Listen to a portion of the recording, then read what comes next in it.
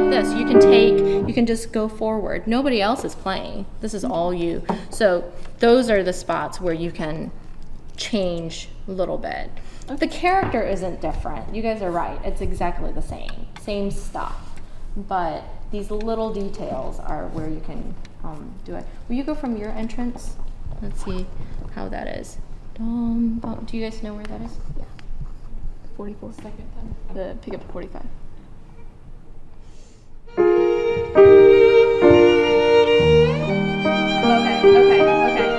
If you're gonna do that, you can only do it once. You can't stretch time that much. You can't hog the tempo anymore. It's in the middle of a movement. You gotta just keep going.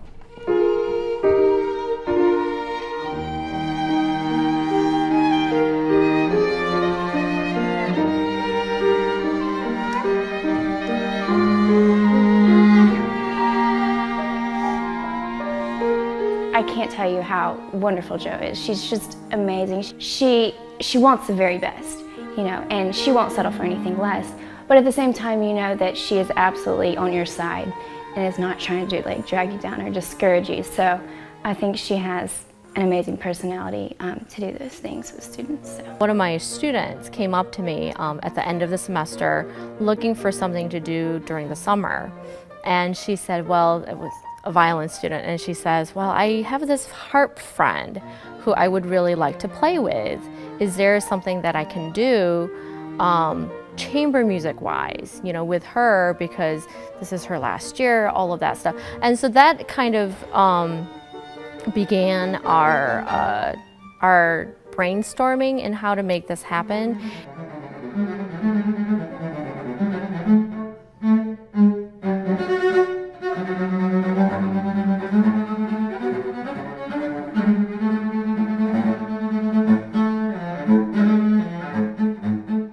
I found out about FCMF from a friend, and I'd never done any chamber music before, but it sounded like fun, so I went. And it was their first year. It was really small.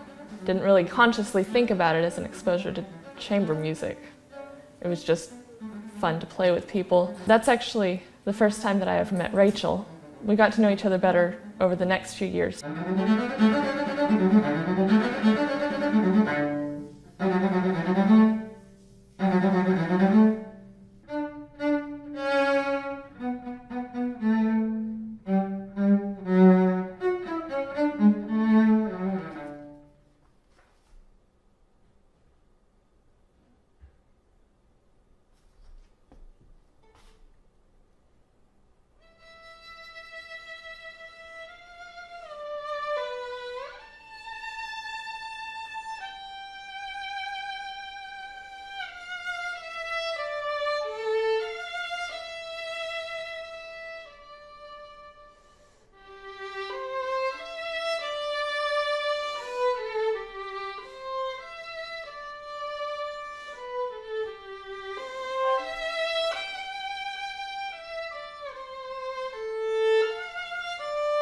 I owe a lot to FCMF, especially being the first big ensemble experience.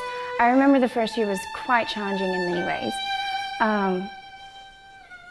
because I'd never done anything like that before, but as you work through the challenges, that's when you learn the most. So FCMF was incredible for me at that time.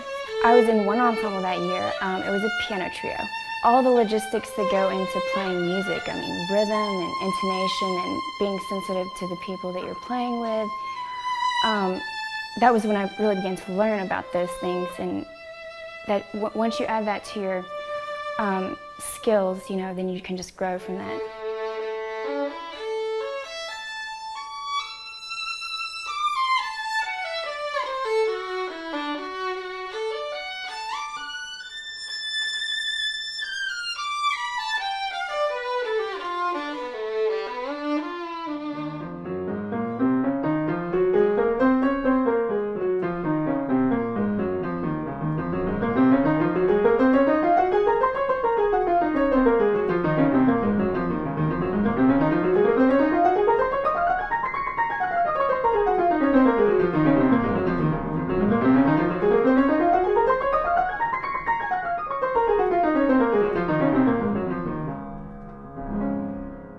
My first experience with FCMF, I didn't know what I was walking into. And I walked in expecting, I think, something a little bit less interesting than I found.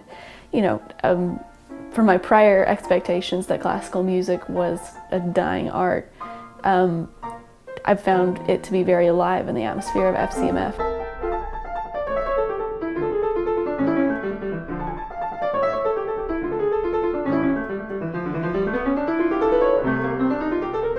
And that was the first year I met Michael and played with her in one group. And I think from then on, we always played in one group together at FCMF.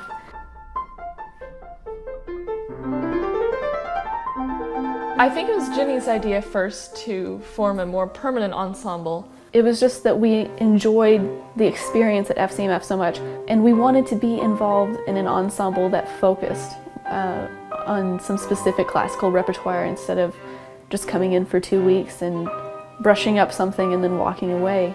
We all three wanted to play some type of chamber music somewhere, and so we enjoyed playing together in the years previous at FCMF. Our first idea was to play for weddings, so we needed a group name. That took a long time to come up with.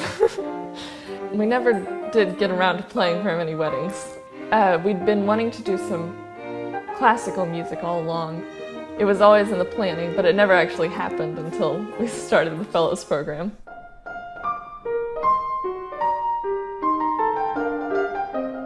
We had been talking about the possibility of adding a college component to FCMF so that our younger students see a direct goal from what they do in high school to college to professional. As we've seen Michael, Jenny, and Rachel from the beginning of FCMF, we've seen them grow and become closer and closer to professional musicians.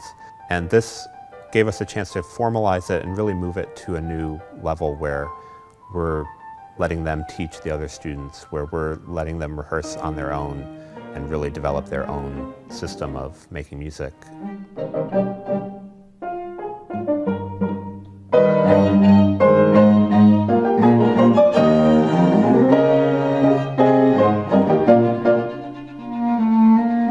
Joe sent us an email one time and said, we're wanting to add a college-age program. We're looking for our first ensemble. Are you all interested? We didn't need much discussion. We started talking about what we wanted to play. We knew we would have to give a full recital. We picked out two really big works, a Mozart trio and a Schubert trio. The Schubert was really big. And so that was the focus of everything that we did. We had been working on that for several months. We'd rehearsed independently as a group. It took a lot of individual time as well. That sort of took the whole summer as far as like mentally preparing for that.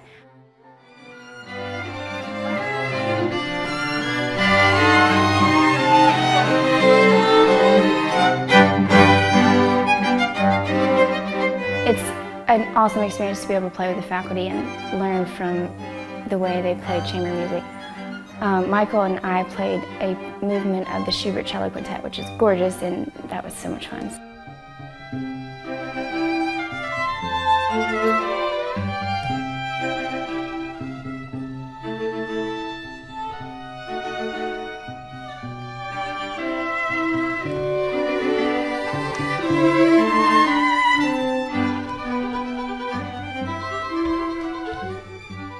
So the culmination of all this, all the months previous to FCMF, was the recital.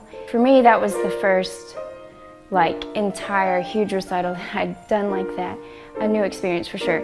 That was huge as far as preparing yourself and learning how to prepare yourself mentally to play for an hour and 20 minutes straight and keep that focus.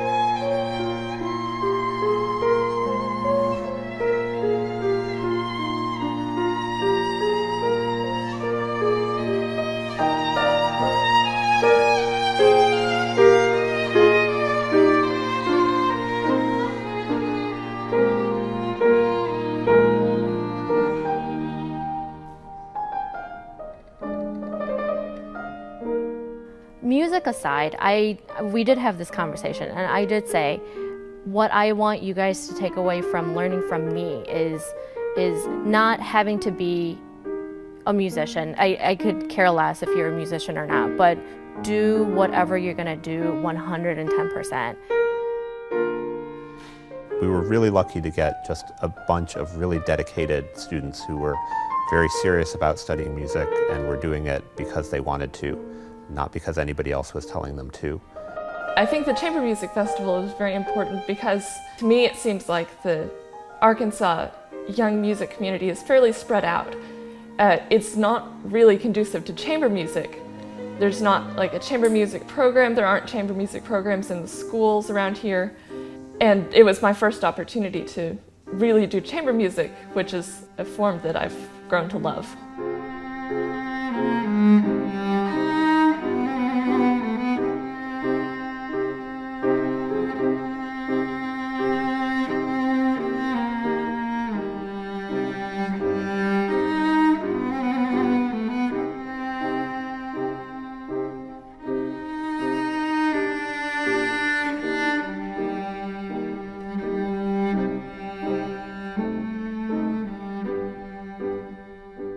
A lot of people don't realize how enjoyable a chamber music performance can be, even compared to going to see a symphony or a solo player, because you have that more intimate group dynamic. You know, you can watch the players who obviously really know each other well, you know, how they work together to create beautiful classical music. I would say two things about the value of chamber music. One is that I do think it has intrinsic value as an art form and as a body of music composed over the last several hundred years that is very much worth preserving, regardless of anything else. Chamber music really provides a number of goals that are independent of music, things like teamwork, things like self-reliant, that I see our students applying the things that we work on in the music to every aspect of their life.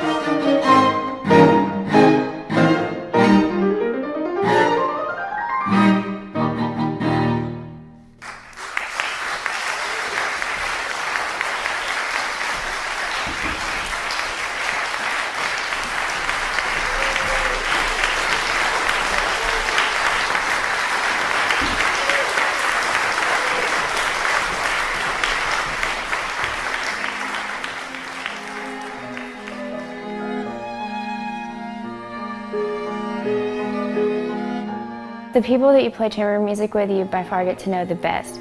And so that's where I think like the deepest friendships are made in music.